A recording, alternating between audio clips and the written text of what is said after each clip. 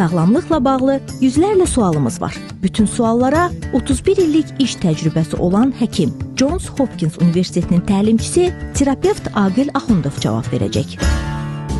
İsti vanna təzyiqi aşağı salmağa kömək edir.